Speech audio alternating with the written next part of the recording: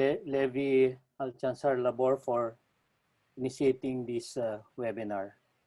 As an anthropologist, I strongly support this kind of initiative, giving focus on how we can protect, preserve, and manage our cultural heritage, both material and non-material, and also both as a biological and cultural resource. Much is yet to be done in this area.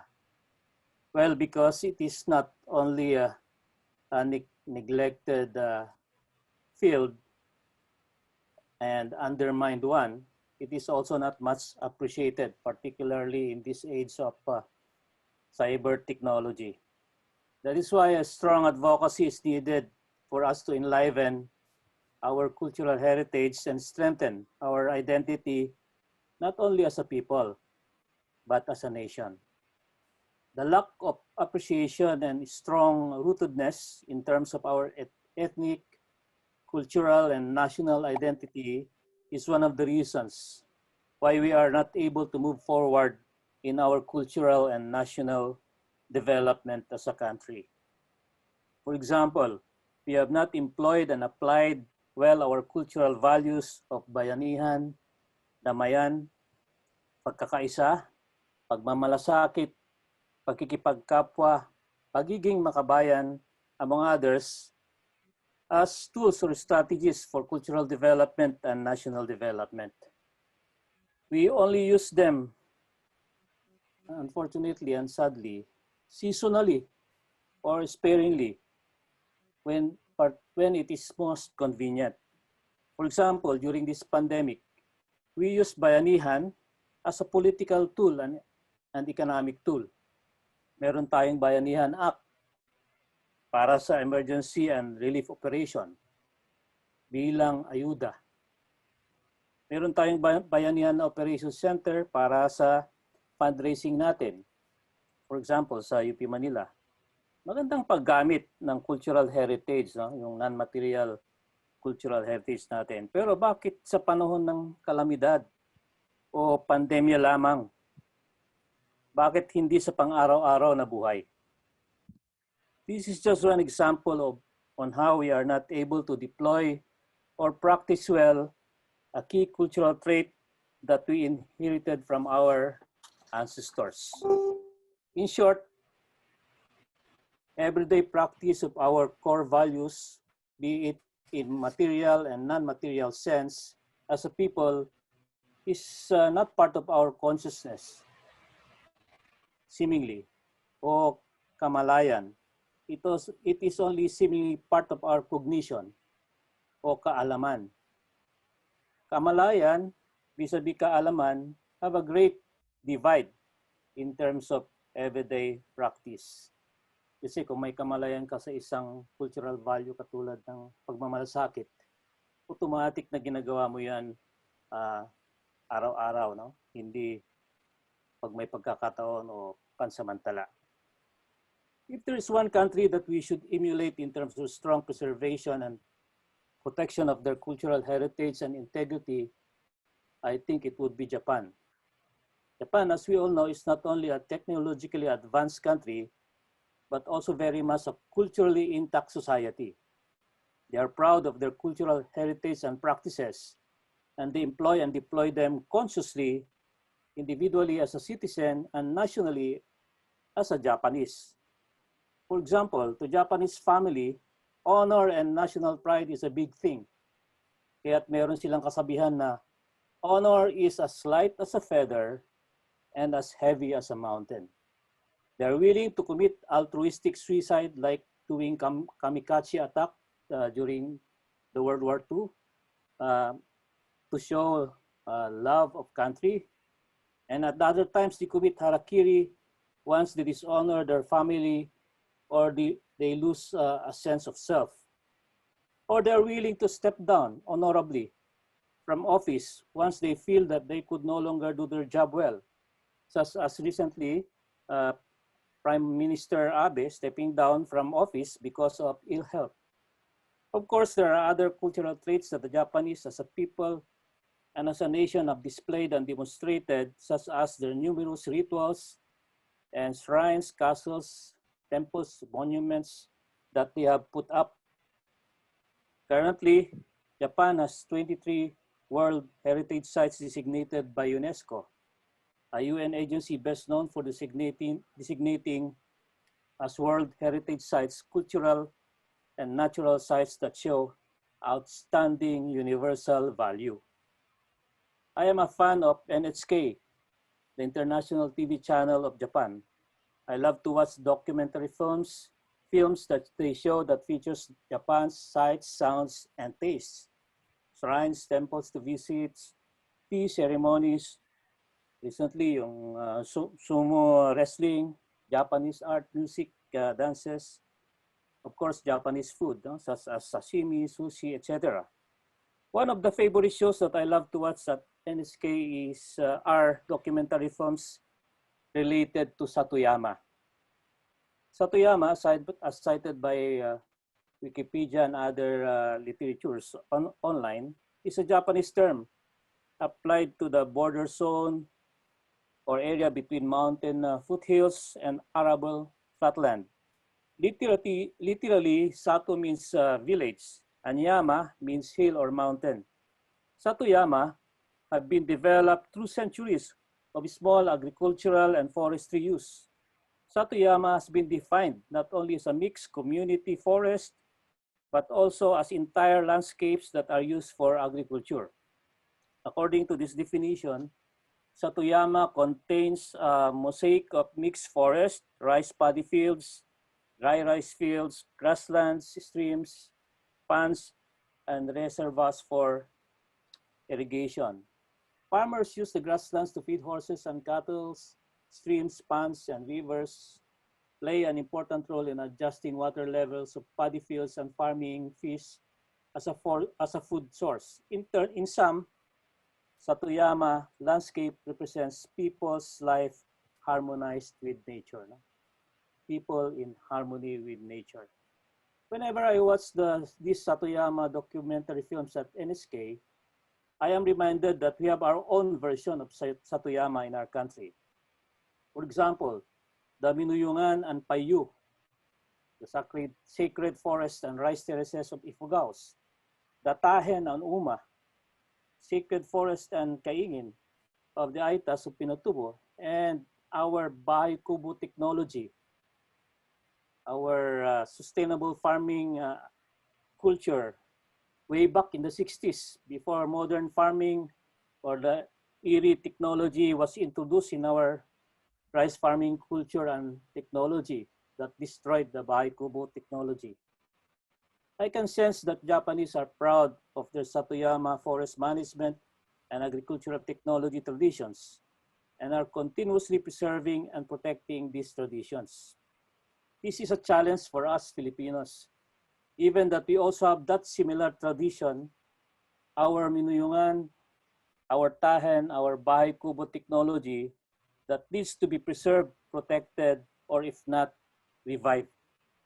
I am happy to learn that in this first series of this webinar that Prof. Levy has initiated, we will have as our resource speaker, Ma'am Jhoanna Santiago, who will talk on a theme that reflects our cultural heritage theme on working in harmony with nature.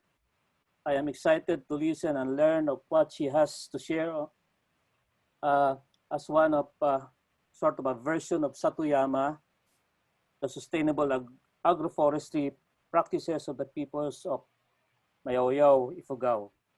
Again, I thank the DAC family and the PhilArts program for giving me the honor to open and welcome each and everyone to the PhilArts webinar series on cultural heritage and its management. Mabuhay po kayong lahat.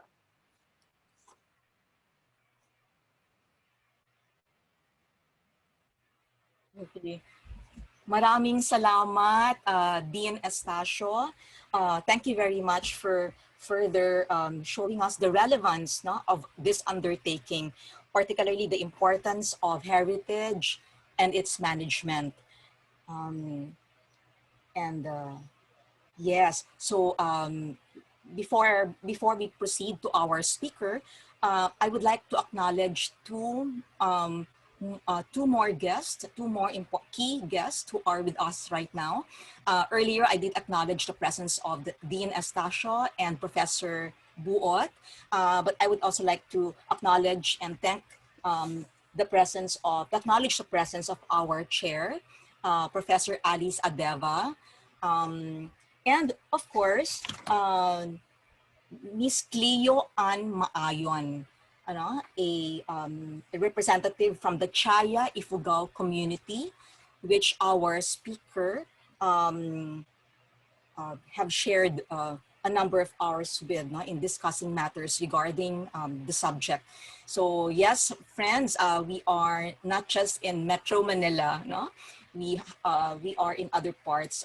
We are as far, no? As we have with us representatives even from the Chaya region itself. All on Cherise to introduce our speaker. Hello, so our speaker for today is a graduate of BS Agriculture, major in Agronomy and Master of Science in Environmental Science from the University of the Philippines, Los Baños. Her professional interests include socio-ecological resilience, system of rice intensification, organic farming, and sustainable agriculture. She has published research on socio-ecological production and landscape, and biodiversity conservation, both locally and abroad. She has been a CHED scholar during her undergraduate years and DOST ASTH RDP scholar during her graduate studies. She's also a recipient of of CIRCA University Consortium Thesis Grant. She's a member of Phi Sigma Biological Sciences Honor Society, and she currently works as an agriculturist at the Department of Agriculture, Regional Field Office, Calabarzon. At present, she's handling the inbred rice program and acts as the alternate regional seed coordinator who establishes linkages and working mechanisms with various agencies in the Department of Agriculture, local government units, seed grower cooperatives, and other stakeholders in the seed industry. Everyone, let's welcome Ma'am Jhoanna Santiago. So our topic for today is about community development through heritage and socio-ecological conservation.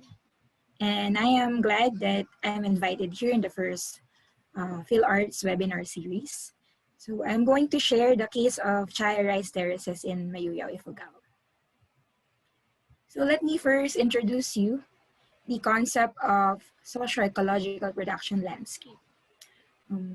Earlier, our Dean introduced the concept of Satayama in Japan, and the socio-ecological production landscape is also the general term for Satayama, but it refers to the dynamic mosaics of habitats and land uses that have been shaped over the years by interactions between people and nature in ways that maintain biodiversity and provide humans with goods and services needed for their well-being.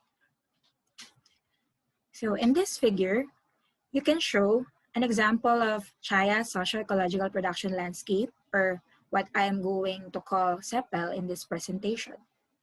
In this photo, you can see the landscape of the Chaya Rice Terraces composed of different components: the village, or what they called Fuglay in Ifugao dialect, the Sweden farm, the Ponhafalan, the private woodlot, or the Pinushu, the rice field, or the Padjao, and the water bodies, or Guangguang in Ifugao dialect.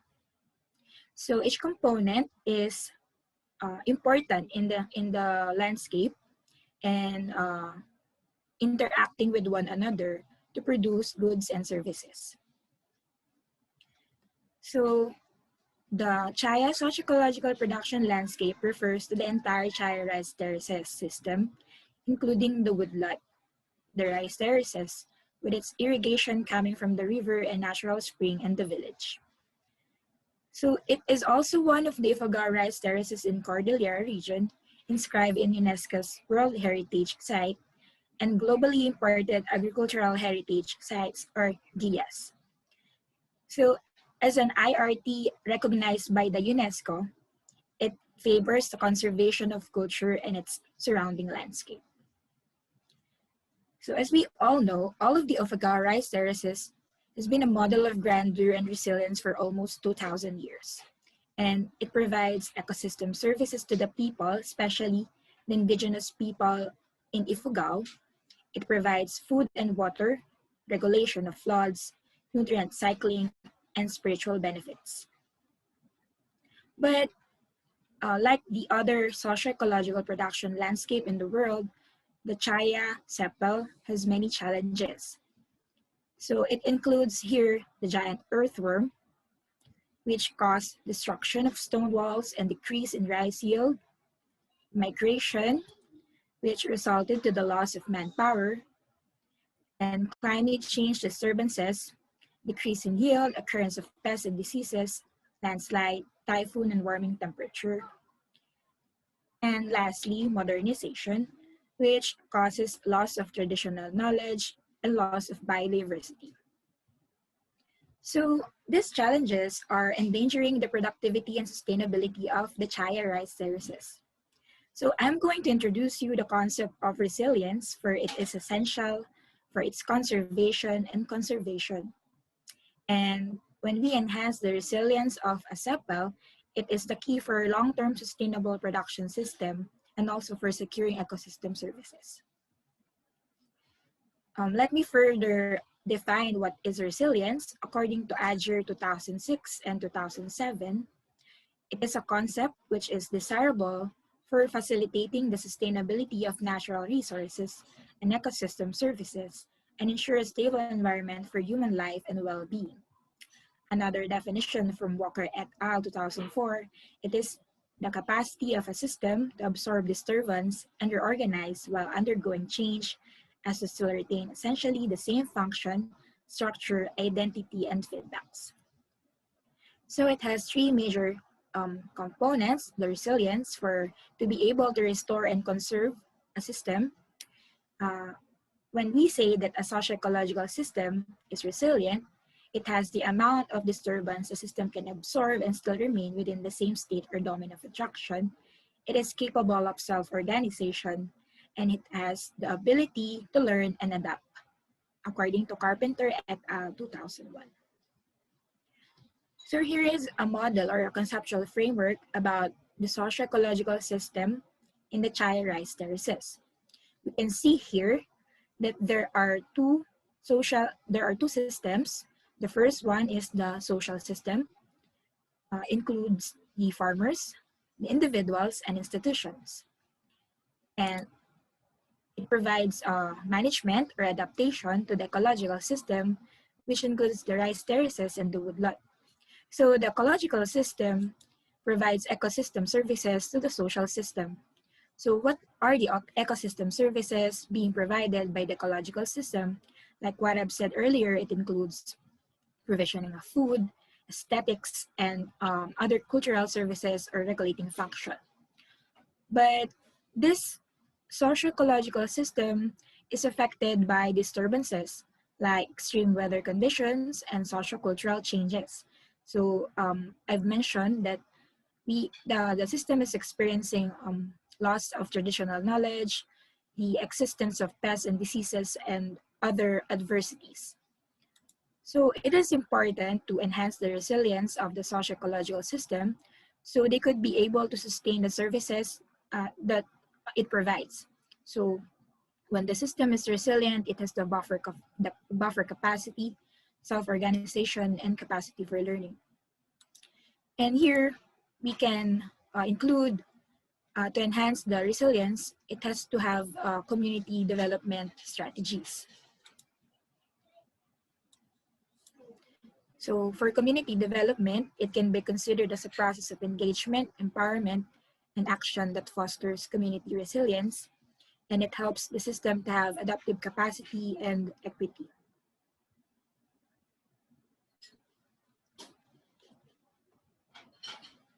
So in resilience assessments, it is very important because it helps in the preservation and conservation of our cultural heritage site.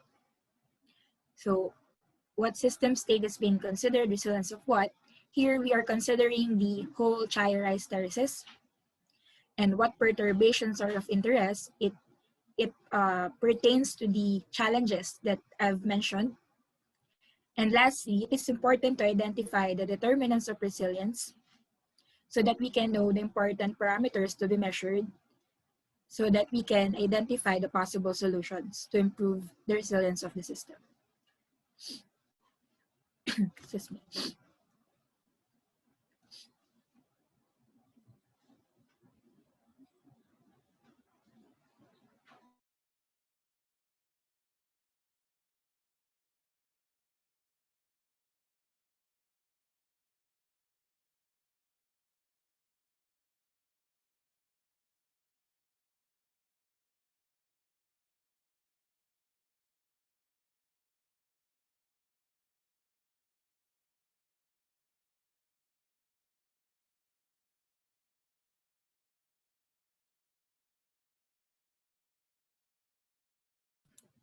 Okay po, sorry po.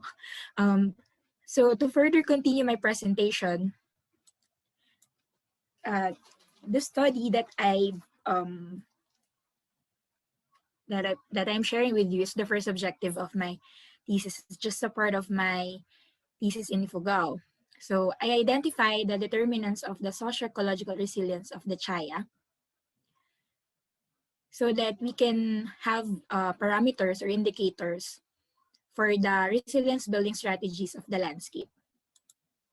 So this is the study area. The Barangay Chaya is the home of the Chaya Rice Terraces.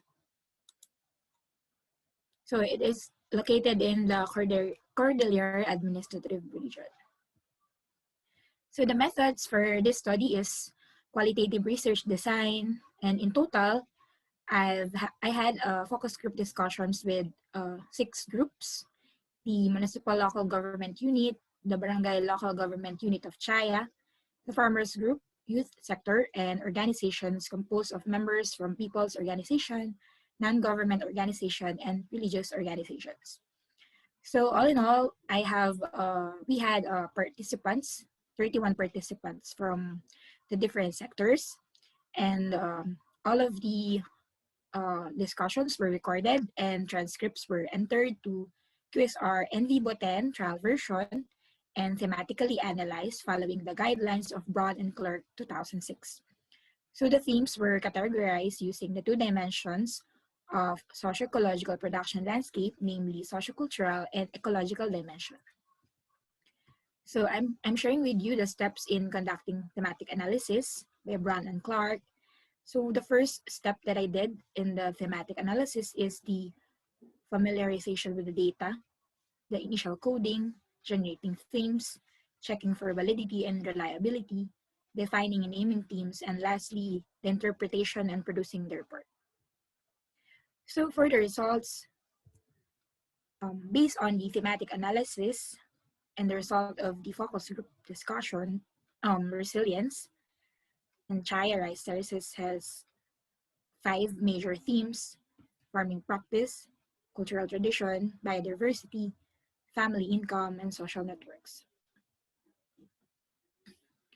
So for the determinants, under the social-cultural dimension, the first one is the farming practice, which has 6 major indicators, namely maintaining woodlot or pinutru, preservation of stone walls, agricultural biodiversification, preference for subsistence farming, preference for organic farming, and the practice of traditional farm labor, which is called Fu, Mebefto, and Changa.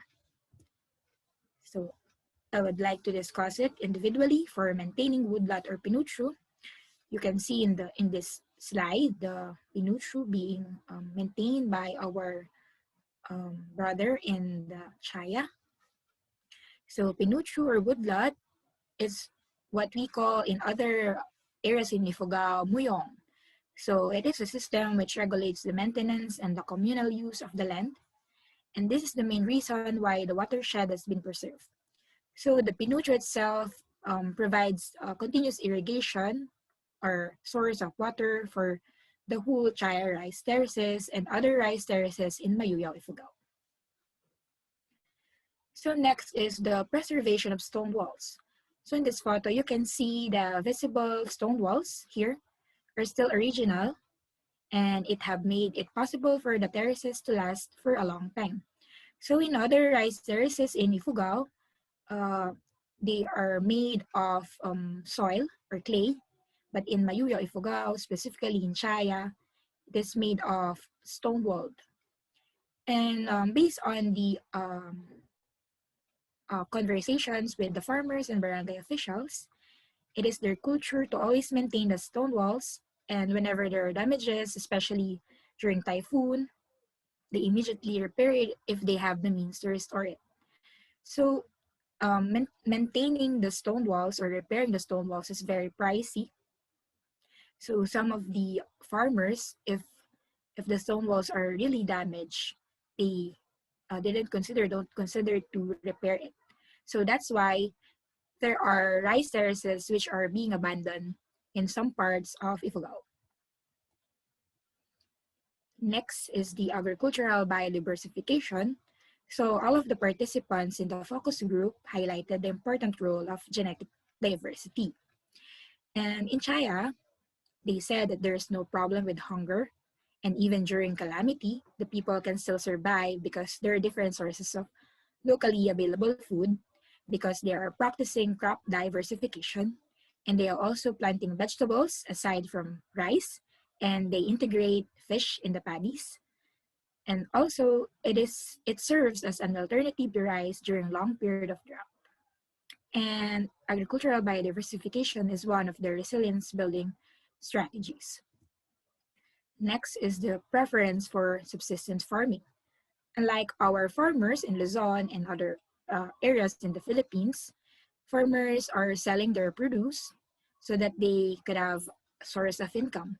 But in Chaya, all produce they use it solely for home consumption, and they don't buy commercial rice because they think it's more safe, nutritious, because all inputs used are organic, and they help these subsistence farming helps them to be more food sufficient, and they could have buffer until the next cropping. So also in the Chaya Rice Terraces, they don't use or practice inorganic farming.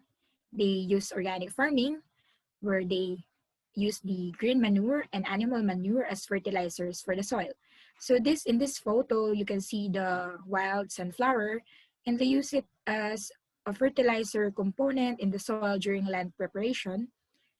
And because they use organic farming because they believe that inorganic fertilizers and pesticides will create imbalance in their environment.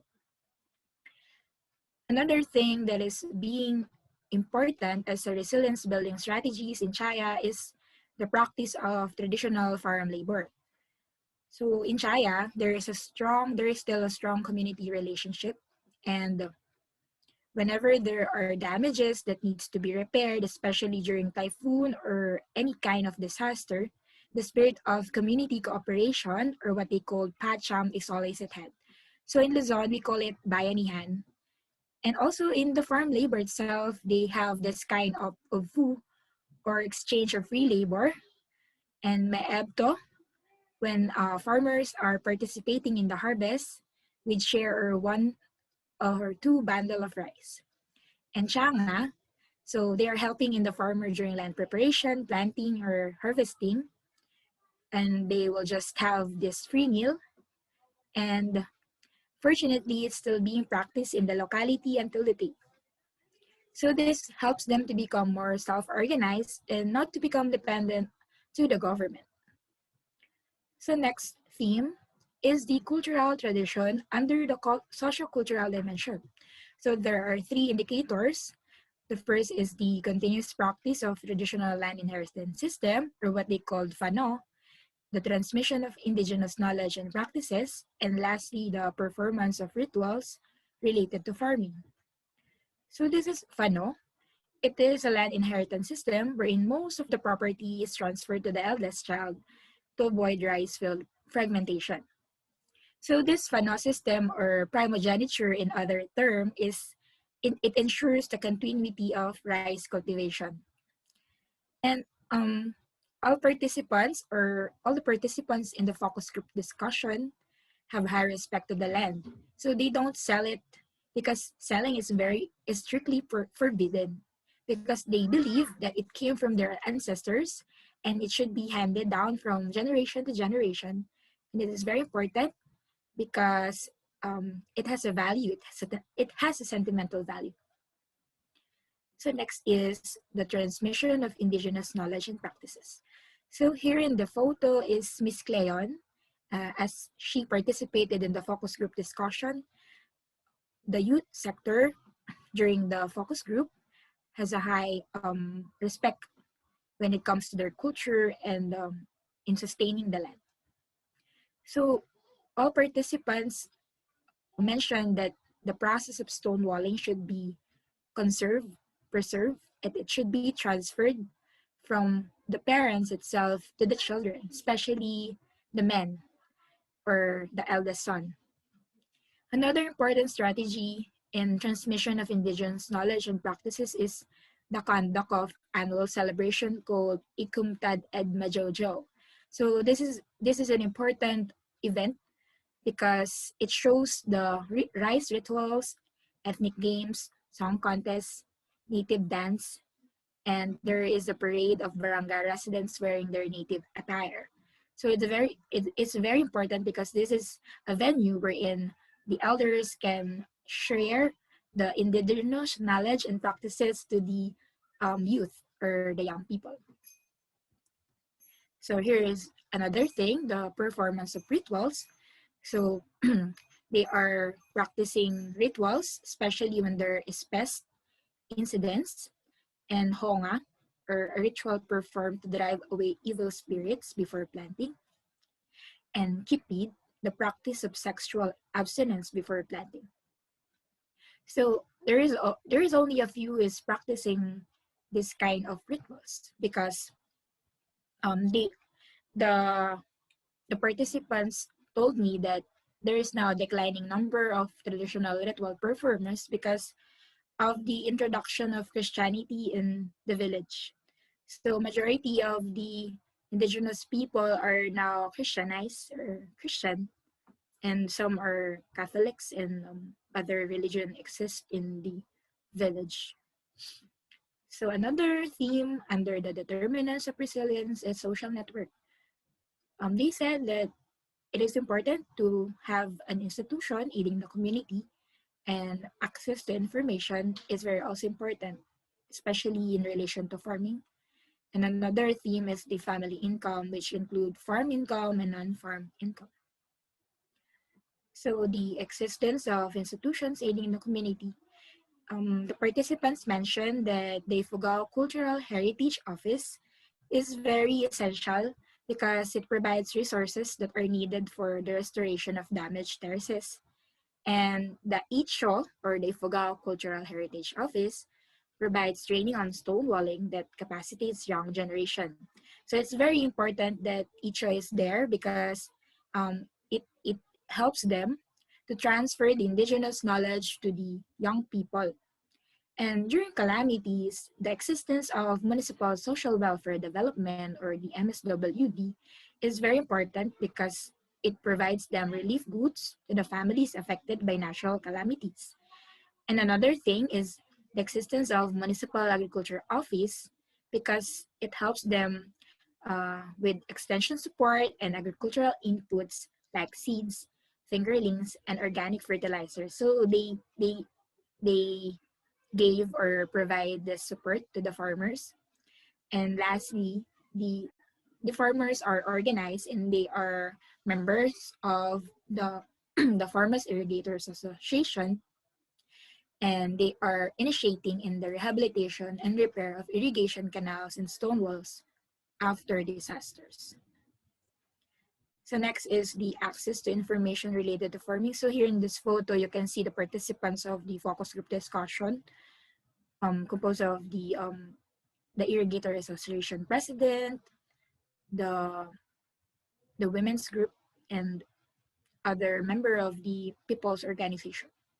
So the information related to farming mostly comes from the agricultural technologies and fellow farmers, television and radio, and And the farmer sector claimed that they need to try some modern equipment to lessen the intensive labor requirements in the field. So because it's very intensive, the labor itself, because it's very tedious when you're starting to prepare the land until harvesting and threshing. So the participants believe that with existence of technology, there will be less chance of abandoning the paddies for modern technology makes farming easy. Oh, another thing that is important is the family income because it helps them to become stable and also to support their living and to maintain the rice terraces. It is also the other sources of livelihood includes the vegetable production and mostly some there is non-agri related source of income like daily wage laborers, driving, being government employees, carpentry, business masonry, overseas work, and tourism. So I've discussed the themes under the socio-cultural dimension, and another dimension is the ecological dimension, which is biodiversity. And there is only one indicator here, the diversity in three species. Um, Earlier I mentioned the penutrue or woodlot and its essential function, and biodiversity is really helpful in as a resilience building strategy in Chaya. So trees are playing important role in the resilience, and it also acts as as watershed and source of timber and organic fertilizer and natural medicine. It also protect them from strong typhoon and provide aesthetics. So for the highlights, all of the determinants of resilience are in agreement with the indicators of resilience previously used in different SEPL or socio-ecological production landscape across the globe. Some are biodiversity, cultural traditions, and agro-biodiversification. So in Chaya, the sturdy stone wall and the natural spring stand out. So it's very important as part of resilience building strategies in Chaya. So it can be concluded that the above-mentioned indicators are significantly important in strengthening and building the resilience of a socio-ecological production landscape and should be used for monitoring vulnerabilities in social ecological systems.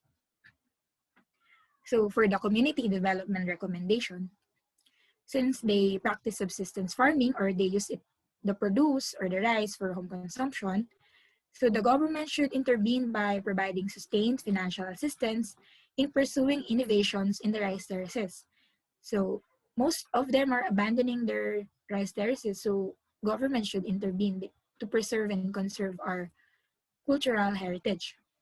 So another recommendation, it could be in the form of responsible and sustainable ecotourism. I mean here responsible and sustainable because we saw the impact of tourism in Banawe rice terraces.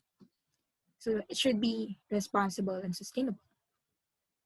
And there should be rice fish farming for another source of income and vegetable gardening, especially in the areas not irrigated or um, damaged as of this time. And the government should also assist them for farm assurance, among others, but above all, support to practice the age-old rituals freely without pressure. So for the ecological dimension, the tree diversity, the penutrue, and the woodlot, it is suggested that sustainable forest management and protection of watershed should be well implemented to sustain the well-functioning watershed. So for another part of my study, I saw there that in reforestation, they are not using the endemic species there, but they are just using the exotic species.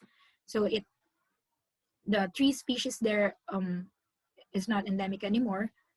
So there is becoming a problem in the forest itself.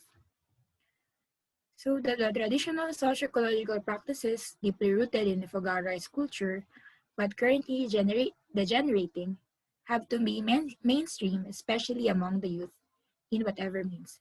Because we believe that the youth is our hope and they will continue the practices of the current generation. So it's very important to um, reintroduce or introduce the traditional practices so that the cultural heritage in Chaya or other cultural heritage in Ifugao can be preserved and conserved. So the Chaya local government units should ask the Philippine government through their House representatives for assistance since their Pinutru ecosystem services go a long way beyond Ifugao. So what we mean here is that uh, the ecosystem services from the Pinutru in Ifugao go a long way beyond Ifugao because it also helps the lowland areas, like in the north, and not just the Ifugao system itself, but the services go along beyond Ifugao. We can experience uh, enough water supply here in the north in our lowland lying areas. So this is some of the literature cited: Baginon, the science behind the problem of earthworms, and up to Cabell, an indicator framework for assessing agroecosystem resilience. So here are some publications by myself and my advisor, Dr. Inocencio Buot. So you can see our publications related to Chaya Socio-Ecological Production Landscape. You just search in the researchgate.net or Google. So I would like to acknowledge the funding from the Department of Science and Technology through DOST, ASTHRDP, and Southeast Asian Regional Center for Graduate Study, the JICA Ifugao Satoyama Master Program, and the assistance of the Mayoyao Ifugao Local Government Unit and the Indigenous people of China. So this is the end of my presentation, and I hope that I can share some information to all of you. Thank you very much.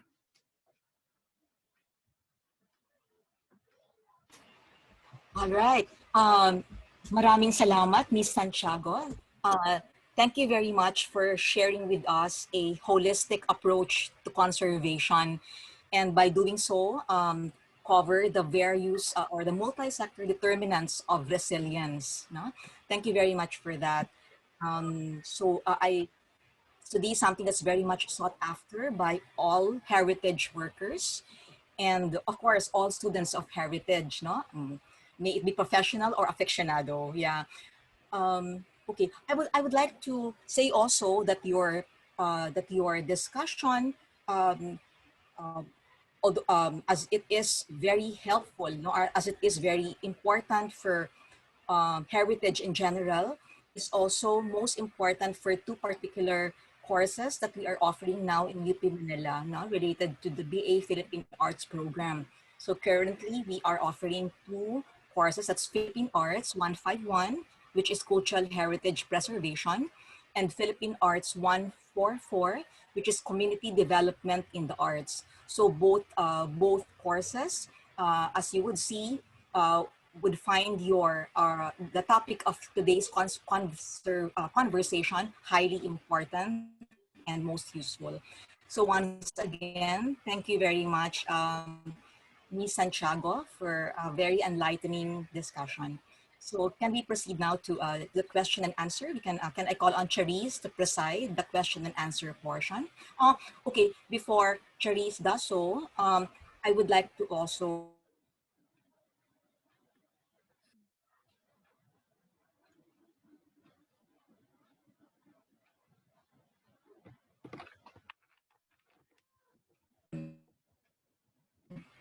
that this section also is also open to the response from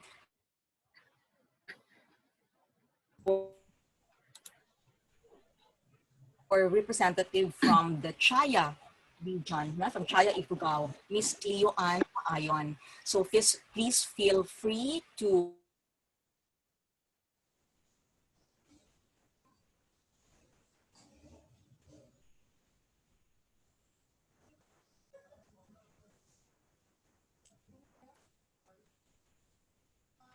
So yeah, my connection got lost momentarily, but I was about to say that that our two guests, please feel free to respond as well during the question and answer portion. So Hello. Okay, hello. If you have any questions or clarifications for Ma'am Santiago, feel free to send them here on the chat. Yes, Sir Romeo, do you have anything to say?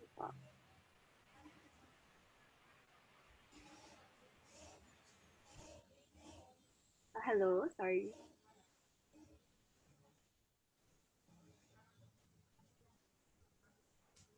Sir, I think you're muted, or I can't hear you po.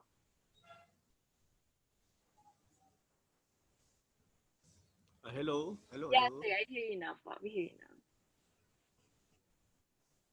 Hello, sir.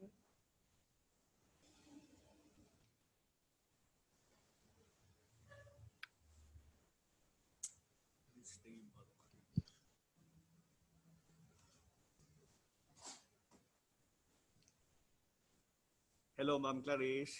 Yes po, yes po. I hear you now. So I was called na. Okay. Thank you very much. So I'm Romeo Gomez from Benguet State University. I have actually worked with the Satoyama ISMTP with Dr. Buot. I'll just raise 3 points regarding the presentation. But first, let me thank Jhoanna for the contribution to growing out the Ifugao Rice Terraces and the socio-ecological production landscapes. Okay, the first point that I'd like to comment on would be on the ecological dimensions that you mentioned.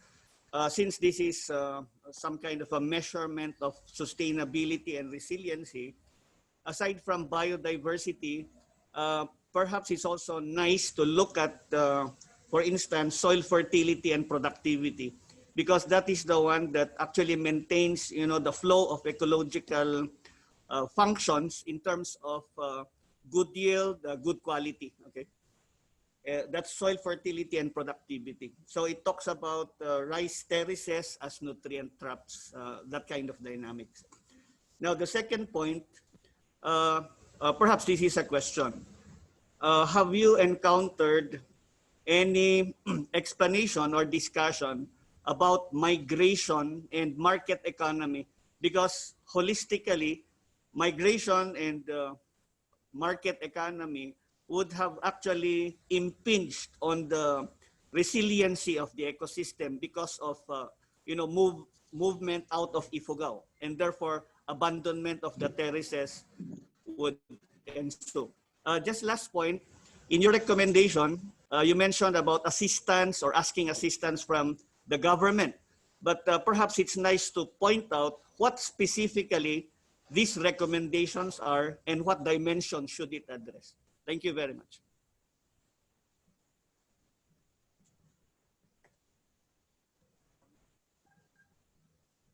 Nakamute na.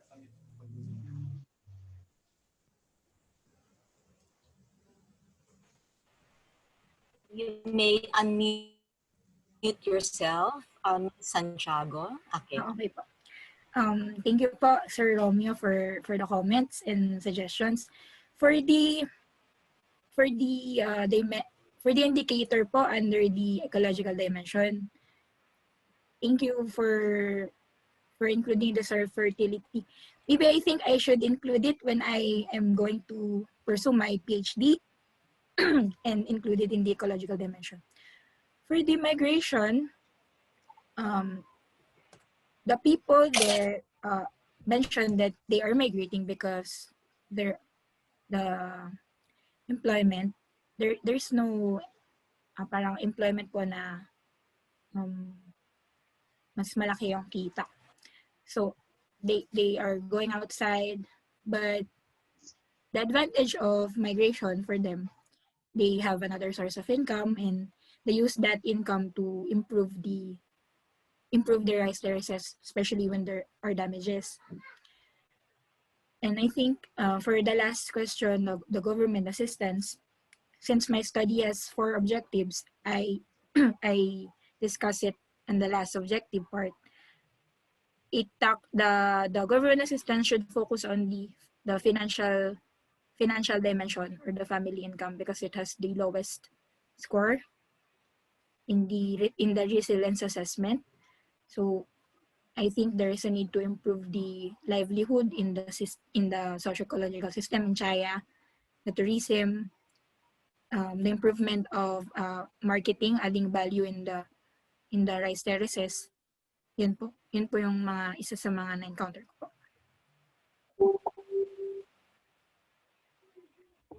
Thank you so much. Ma'am, we have another question po sent to me privately through Zoom. So have there been instances of commercial entities or mining companies that tried to intrude on the Ifugao people's land? If so, how did the community respond? How did the local government units help them address these issues? So in Ifugao, in Mayoyao, when I studied there, when I conducted my study, there is no mining company including the area. Kasi they preserve the culture. Even even yung Jollibee, they don't allow it to enter. Okay, thank you. Ma'am, we have another question. So regarding the transmission of indigenous knowledge and practices, are the Ifugao rituals and practices part of the students' education system?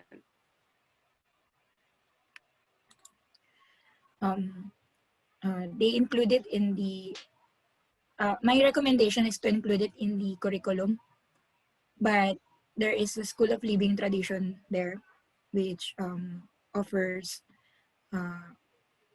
around which help in the transmission of the indigenous knowledge. Okay po. Another question po. In your personal opinion, what are some examples of mainstreaming the Ifugao rice culture among the youth? Except for what you mentioned po, included in the curriculum. Okay. So, yun.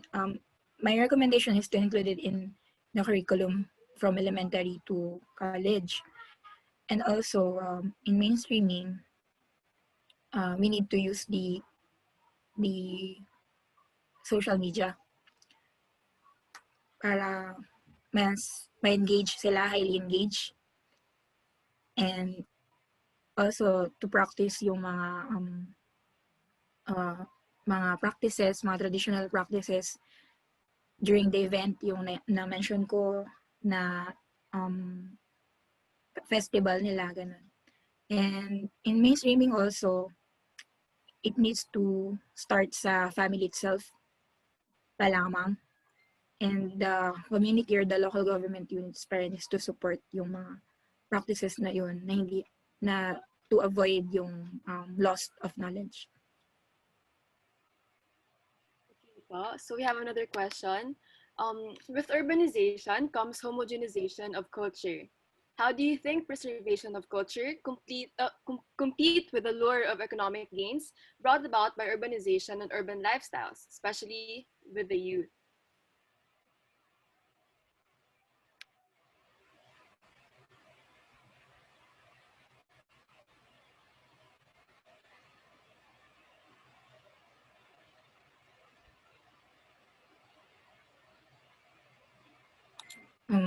So for this, based on the interview, the youth is more engaged in other industry, not agriculture.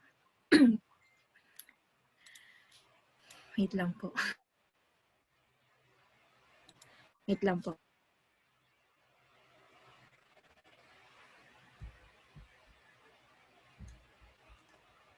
Okay. While waiting for our speaker, I would like to acknowledge Cherise Del Castillo, a student in both of my Philippine Arts 144 and 151 to be instrumental in making this webinar possible, primarily because of our strong internet connection.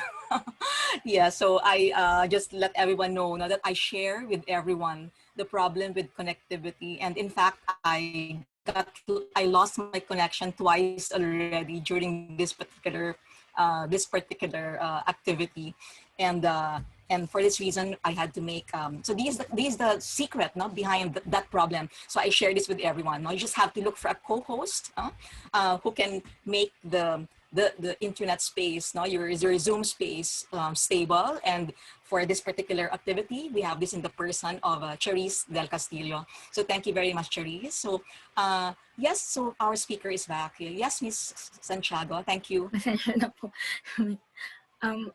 Ito. Tama po to yung chat ni Sir Romeo. In Ifugao, Indigenous people's education also provides opportunity to integrate culture and tradition. So there, I remember po there is a Ifugao sa Toyama Master training program, and they are training the people there in Mayoyao and other areas in Ifugao. So thank you po, Sir Romeo, for reminding me. And for your question, with urbanization comes homogenization of culture. How do you think? So at present, it is competing with the youth. Miss Cleo, are you there? So before, during the focus group discussion, they are more into industrial technology, and instead of helping in the field, they just want to use social media, Facebook. And this is from the part of the youth. So it is really affecting the lifestyle. But we know that there should be a balance in the system. We should preserve the culture, but at the same time, we should also have economic sources. Parang we should improve the economic activity. But my comment here is that there should be balance in economy and culture.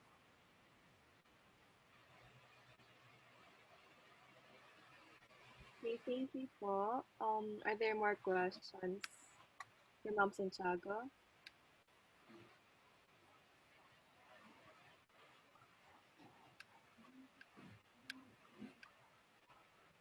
Okay, last call. Yes, yung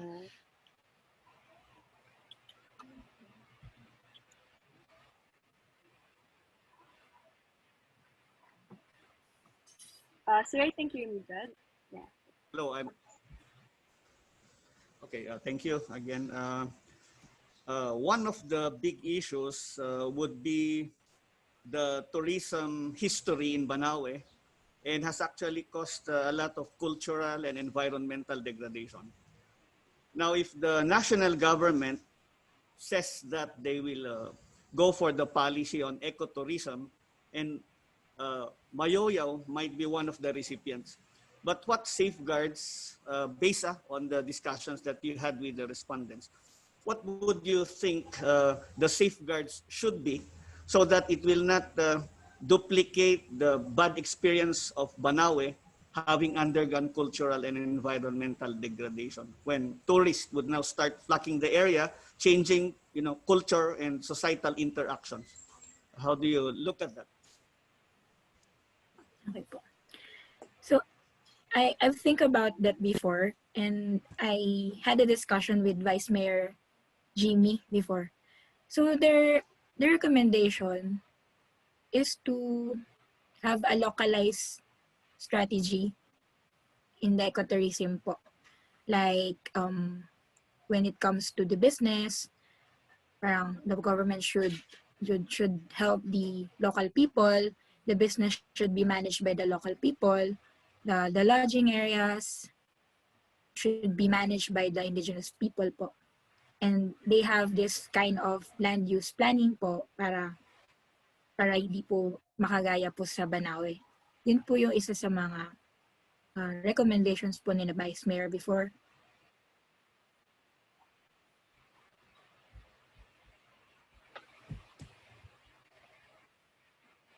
Thank you so much, Sir Romeo and Ma'am Jhoanna. Um, is there anyone else who wants to share or ask a question?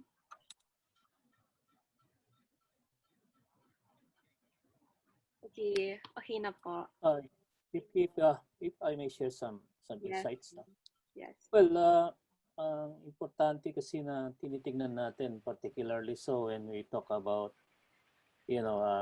preserving and protecting our both biodiversity and cultural identity and diversity, is to really the project should not really mainstreaming.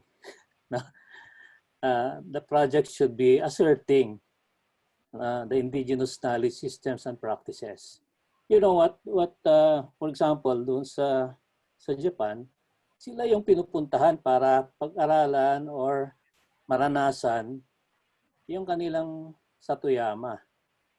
No? So ibig sabihin, if the people themselves are resilient, we're talking about resilience or cultural resilience, I really want talagang project nila yon, or it's already embedded in the culture. It's just a transferring, the knowledge systems from one generation to the other, maintaining it and protecting them from the entrance or from the pool or the yung tinatawag natin hegemonizing effect of outside culture. Alam na natin yan, no? Culture from the outside, meaning kasi ang ating education system in itself is not indigenous, di ba? Western derived. So it negates, no? It runs counter to our indigenous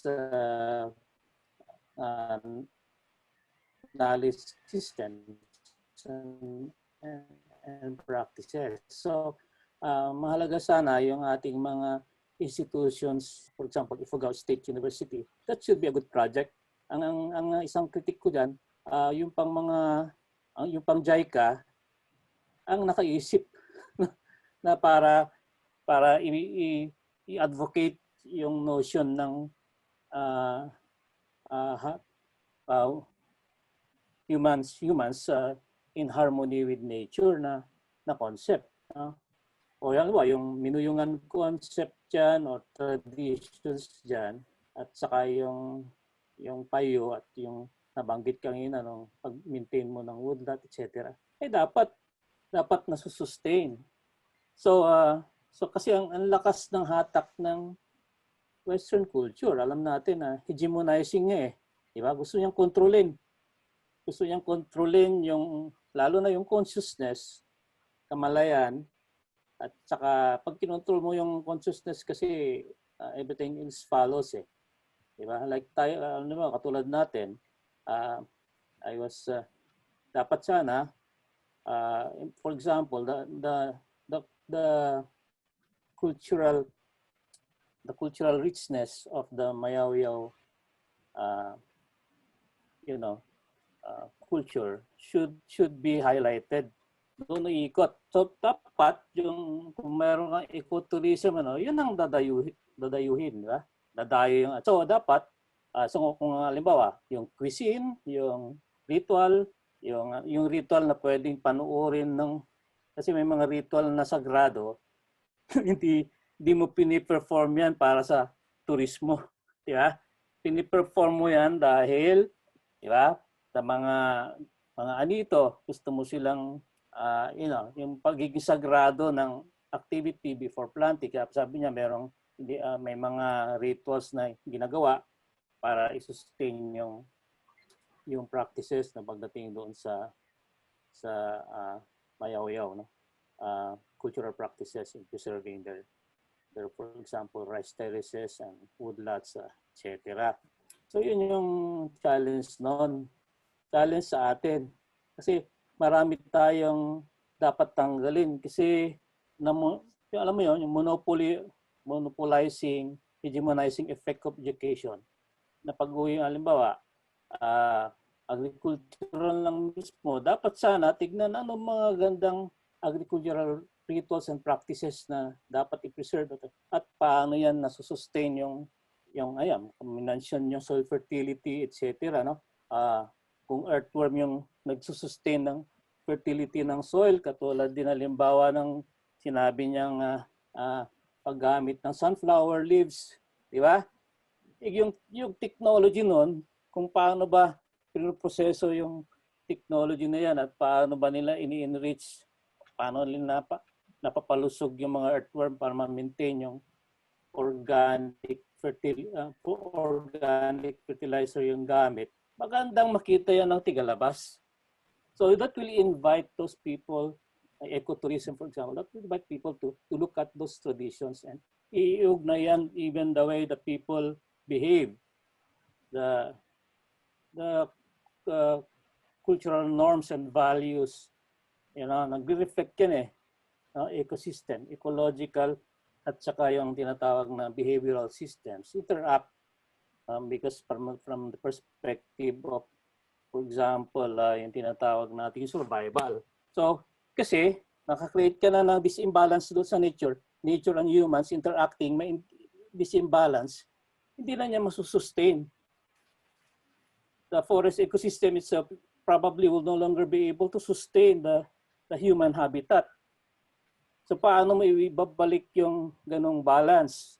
Kasi socio-ecological lang perspective, dapat doon ka tumingin. Paano mo babalik yung balance? Bakit may disimbalance? Bakit kailangan mo i-infuse yung community development? Kailangan mo bang i-infuse yung community development? O andyan yung community development na indigenous yung form, pero hindi natin yun ang pinapalabas. Pinapalabas natin yung natutunan natin sa universidad na Western derived.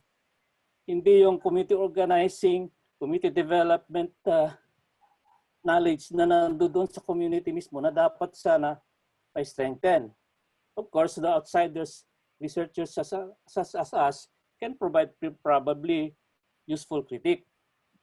But again, buhay nila yun No? At meron tayong mga existing na mga batas para ma-preserve and ma-protect yan. Yung IPRA mismo, the Indigenous People's Rights Act already provided the mechanisms as far as the state laws are concerned to help and protect, preserve biological and cultural diversity. Ang kailangan lang i-challenge yung NCIP na mas maging facilitative para ma-strengthen yan. I-assert din nila yung kanilang power na embedded sa kanila kasi hindi nila ina-assert Diba? Na ma-minoritize yung NCIP. Samantalang empowered siya ng isang batas para tumulong na i-preserve yung kultura, yung self-determination, self-governance, cultural identity at preservation ng mga indigenous people. So I think dapat we should advocate that. Kailangan ng strong advocacy.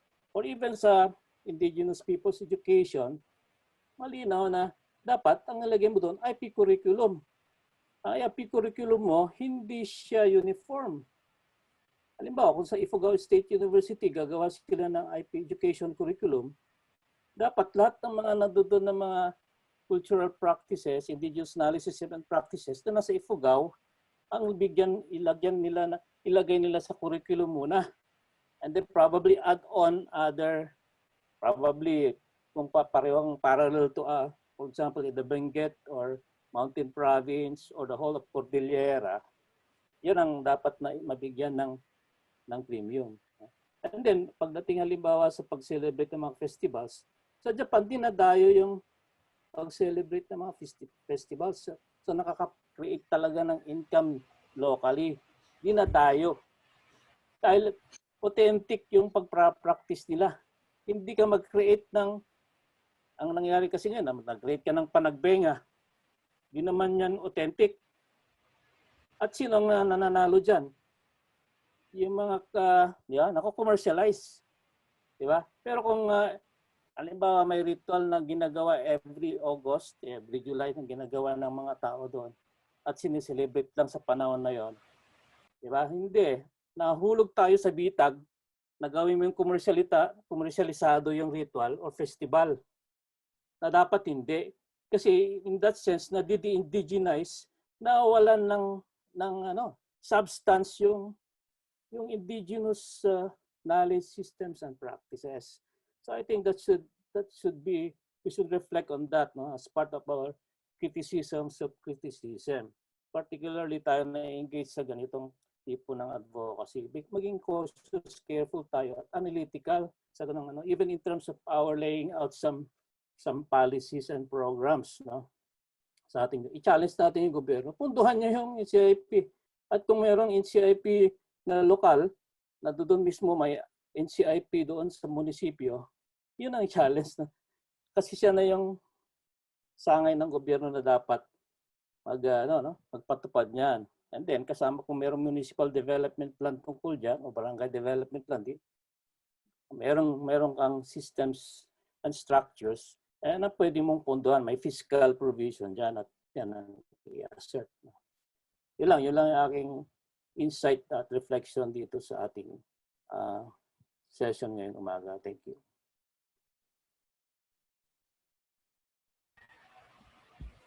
Okay, I'm afraid we don't have any more time for another question, unless our speaker would like to respond to the last comment of our Dean, of DeanEstacio.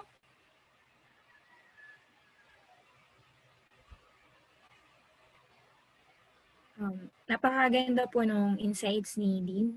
And totoo po na dapat talaga mag-focus po tayo sa strengthening ng ating mismong indigenous people before po yung pag-enter pa ng outsider. So, I think that the IPRA law should be talagang ma-implement po. Hindi lang po sa Ifugao, kundi sa other indigenous people natin. Kasi parang hindi po din siya na-implement masyado. So, the policymaker should look into this po sa implementation.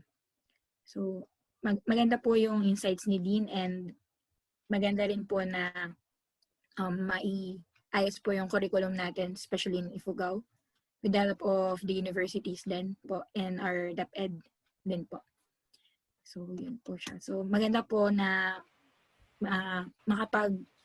mai-study ko po ulit siya kapag po I pursue other graduate higher studies po. Thank you po, Dean. All right.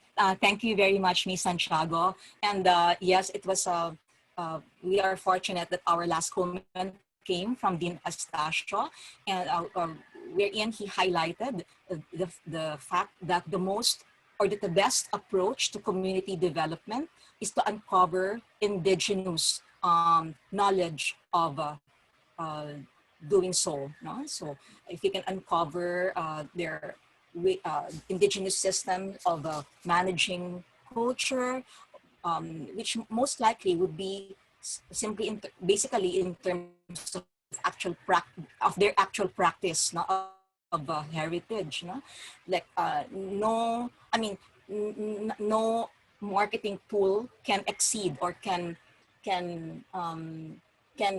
excel or can be better than the actual practice of traditional heritage or the heritage of the people. No? So and if this is and the fact that this is acknowledged and viewed by others, then this would in itself would be the best marketing tool. No?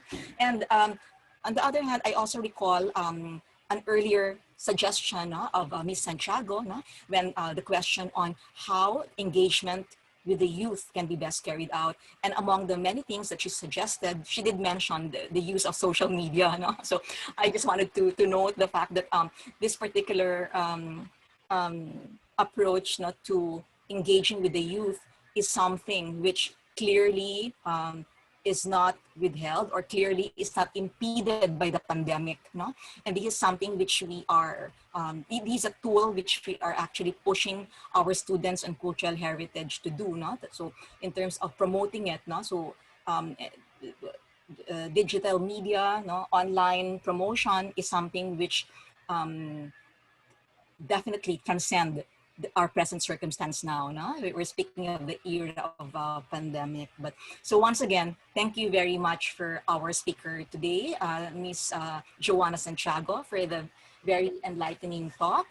And thank you for all who responded. Yes, thank you for all who responded to Ms. Santiago, for all your questions, and of course all the things that you shared, no? Because our participants did not only ask questions, no? But they also shared with us, no? Important points related to cultural heritage and its management. Of course, conservation and management as a whole. So with that, Charisse, since you have better audio, can we proceed with the certificates? Yes. Okay po. So before we present the certificate of appreciation, we would like to say that we are giving the certificate with a small token of appreciation, which we shall be sending through delivery to Ms. Santiago. Thank you. So now I will present the certificate. Okay, is it seen na po? Yes, Charisse. Okay. Okay. So BA Philippine Arts, Cultural Heritage and Arts Management Program, the Department of Arts and Communication, and the College of Arts and Sciences, University of the Philippines, Manila, presents the Certificate of Appreciation to Jhoanna O. Santiago for speaking on community development through heritage and socio-ecological conservation, the case of Chaya Rice Terraces in Mayoyao, Ifugao, given this 26th day of September 2020 during the UP Manila Arts webinar planned by Dr. Honey Libertine Achanzar-Labor, Arts Webinar Series Convener, Professor Alice Adeva, Chair of Department of Arts and Communication, CAS CP Manila, and of course, Dr. Leonardo Estacio Jr., the Dean of College of Arts and Sciences, UP Manila. Thank you so much. Thank you so much. Thank you po. So right now, before we end this, can I request lang if it's okay if you turn on our camera so that we can take a picture? Yes. Thank you, thank you. I will wait for more people to turn on their cameras.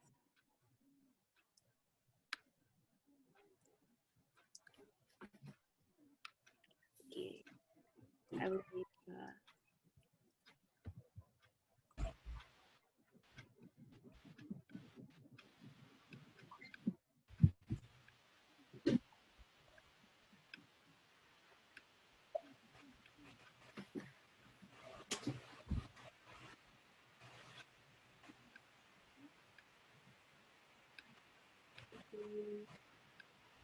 Is anyone else want to join the picture? Turn on your camera.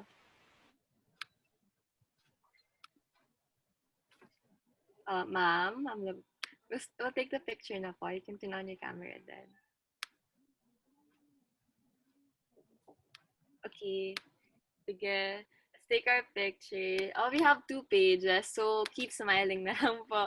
Okay. 1, 2, 3. Okay. Okay, thank you. Thank you so much for you took the picture. Is there anything else what you want to say, Ma'am Navoy, before we end this? Okay. Well, I guess all I can say is that thank you, everyone, for your participation. Of course, thank you to our guests.